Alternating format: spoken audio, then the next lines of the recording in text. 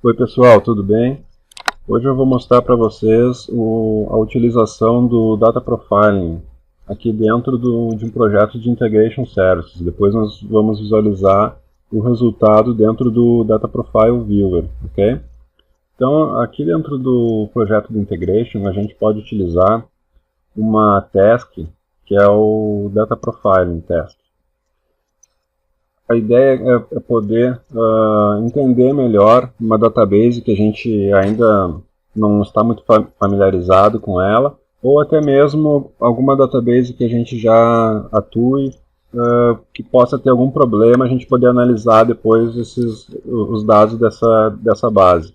Então, rodando essa task, a gente vai poder buscar informações da base e entender melhor o que está acontecendo nela, certo? Então, eu criei aqui um projeto do Integration, incluí essa task do Data Profiling.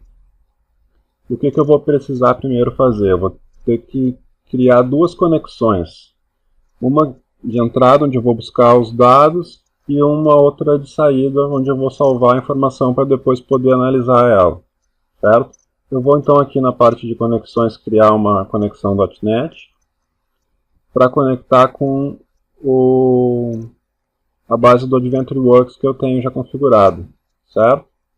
Então a base do AdventureWorks, se eu não tivesse ela aqui configurada, seria simplesmente incluir a informação do servidor.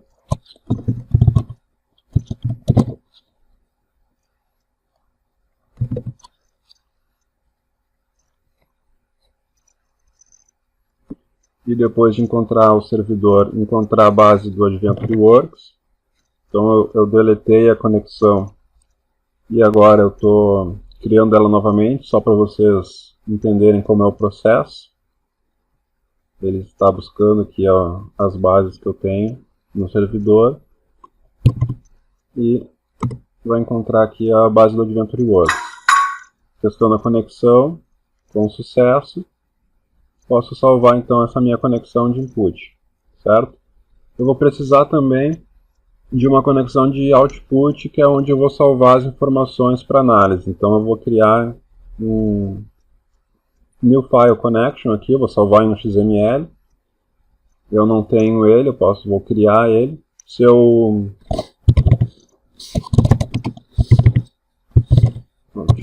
XML. Se eu já tivesse um XML, eu podia colocar já o caminho, o nome do XML e sobrescrever ele. Eu não tenho ele, então vou especificar aqui o nome.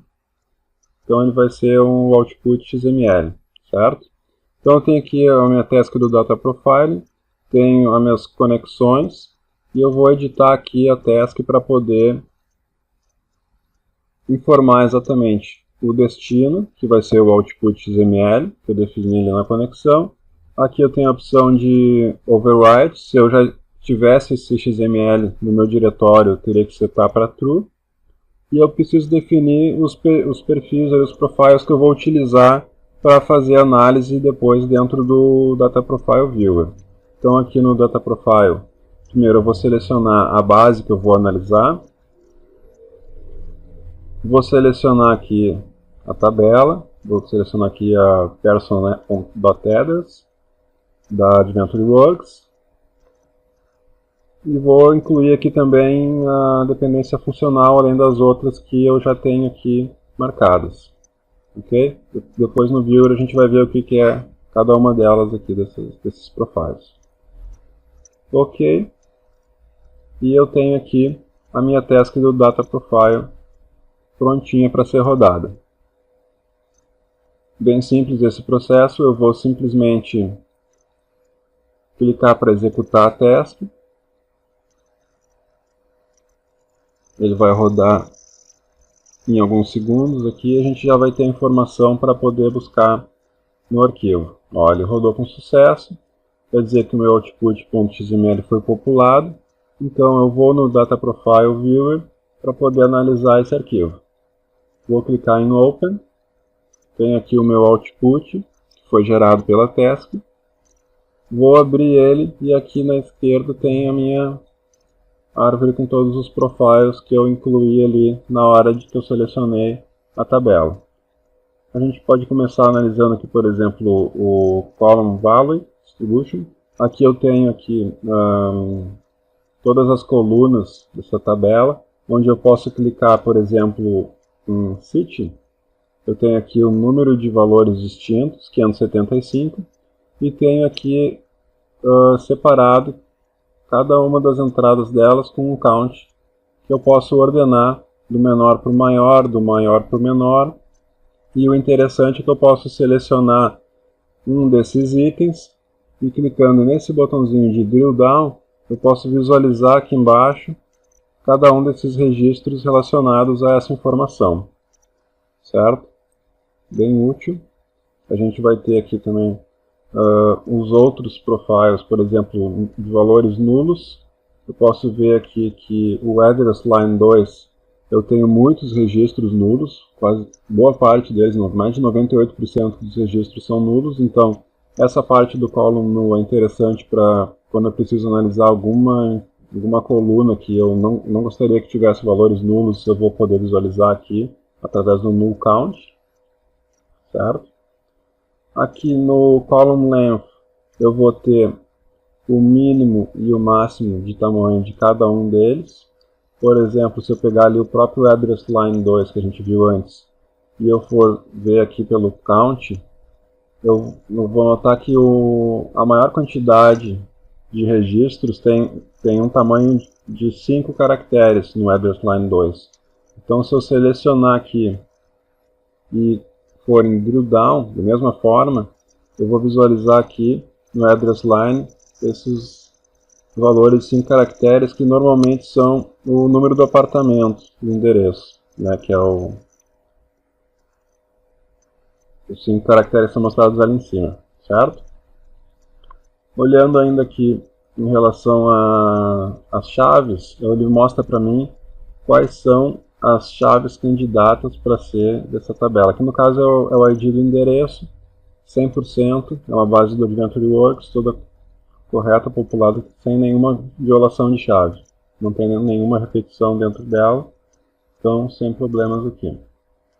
Uma funcionalidade bem interessante aqui também é essa das dependências. A das dependências, como funciona? Deixa eu só fechar aqui para a gente não confundir.